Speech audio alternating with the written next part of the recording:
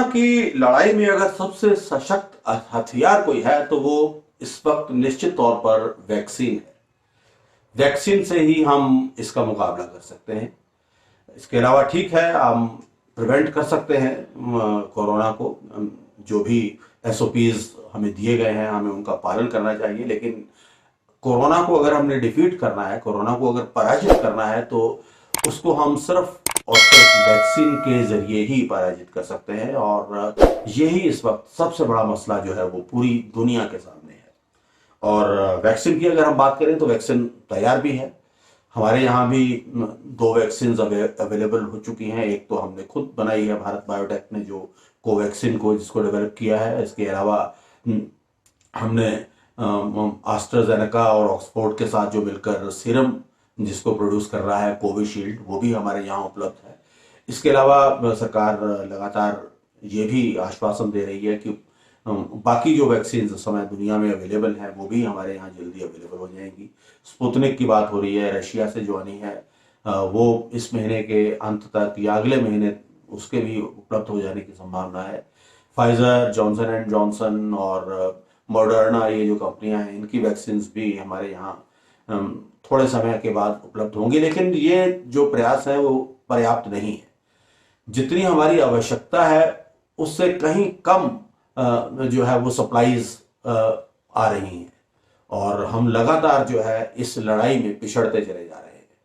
और जो विशेषज्ञों का अनुमान है वो ये है कि हमें 200 करोड़ डोजेस की आवश्यकता पड़ने वाली है अगर हम प्रभावशाली तरीके से कोरोना के साथ लड़ना चाहते हैं। लेकिन जो इस वक्त सप्लाईज हैं वो तो लाखों में चल रही हैं, करोड़ों तक भी हम नहीं पहुंचे हैं। और वैक्सीनेशन करने की जो स्पीड है हमारी वो बेहद कम है।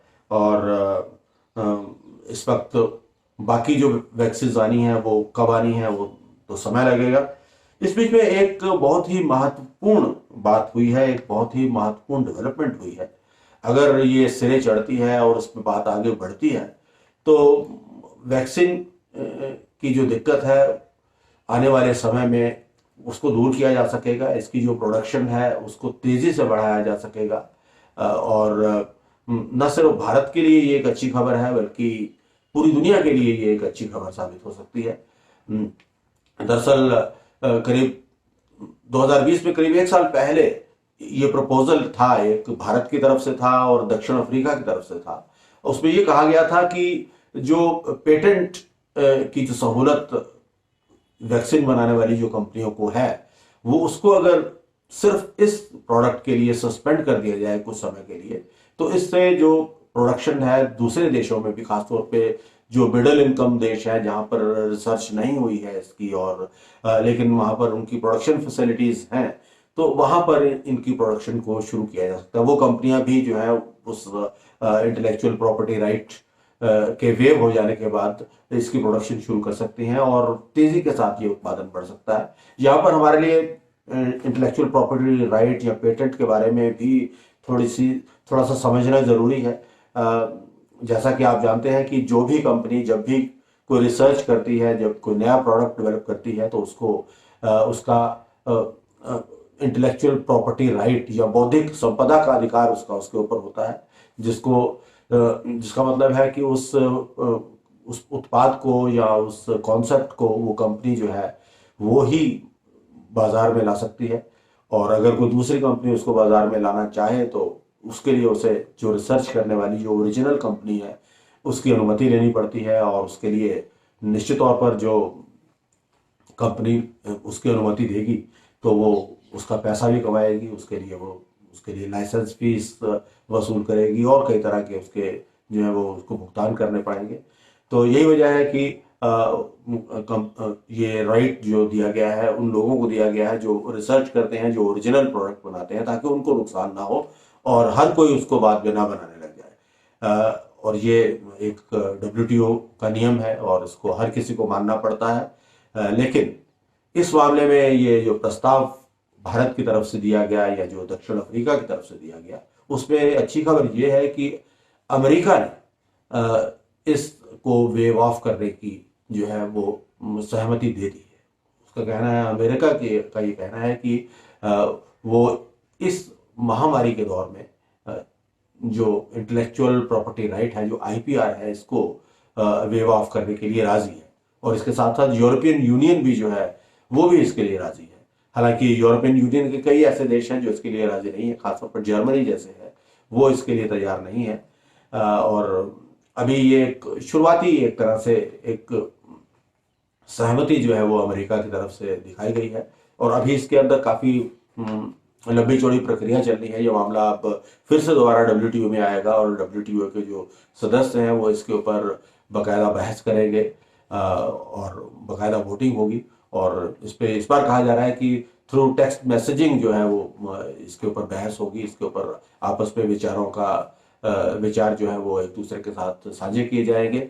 और उसके बाद फिर जब सब देश इसके लिए सहमत हो जाएंगे तब ये जो आईपीआर है, जो बौद्धिक संपदा का जो अधिकार है, इसको जो है समाप्त किया जा सकेगा और वैक्सीन जो है वो आसानी के साथ उसको उपलब्ध करवाने का एक रास्ता जो है वो खुलेगा। निश्चित तौर पर जो कंपनियां वैक्सीन बना रही हैं वो तो निश्चित तौर पर इसका विरोध करेंगी ही, क्योंकि उनको इससे काफी नुकसान होने वाला है।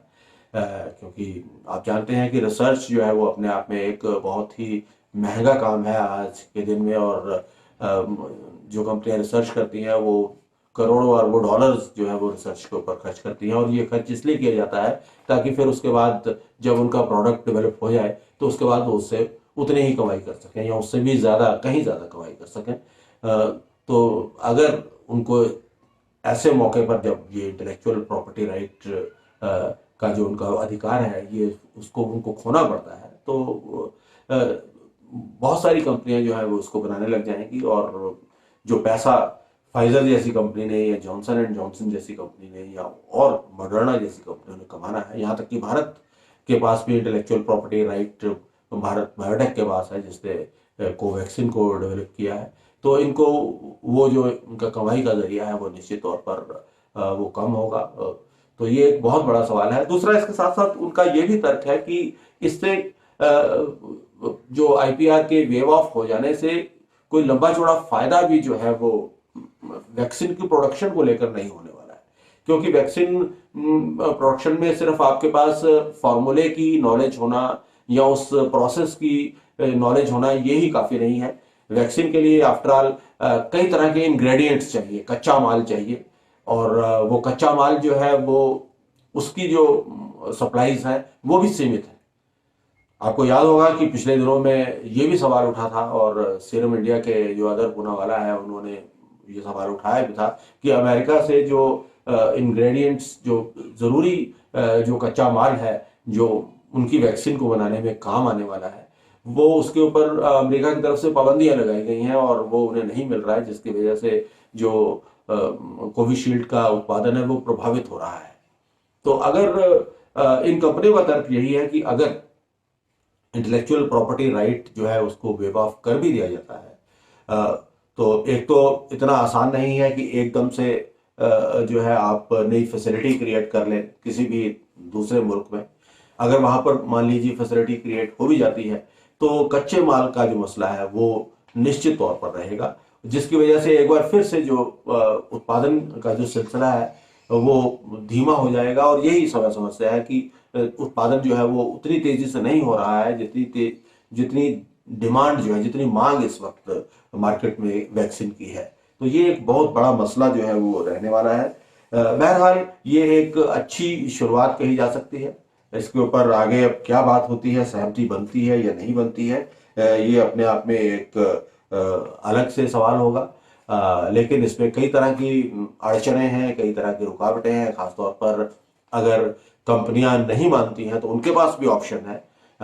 जो अमेरिका की सरकार या जो दूसरी सरकारें हैं वो अपने आप फैसले नहीं कर पाएंगी, उनको उनकी सहमति लेना जरूरी होगा। अगर ऐसा नहीं वो करेंगे तो वो अपने अपने कोर्ट्स का दरवाजा खटखटा सकती हैं, अदालत का दरवाजा खटखटा सकती हैं और कोर्ट से वो जो है इसके ऊपर स्टे ले सकती हैं। तो ये भी एक मसला रह सकता है। फिलहाल स्थिति जो है वो काफी गंभीर है, लेकिन ये एक आशा की किरण हमें नजर आ रही है। इसीलिए आज मैंने सोचा कि आपके साथ इसके ऊपर बात की जाए और उम्मीद करते हैं कि इस मामले को लेकर बात आगे बढ़ती है, जो अमेरिका की तरफ से इसको लेकर सहमति हुई है और जो यूरोपियन यूनियन ने जो सहमति दी है उसके ऊपर बाकी लोग भी जो है वो साथ आएंगे।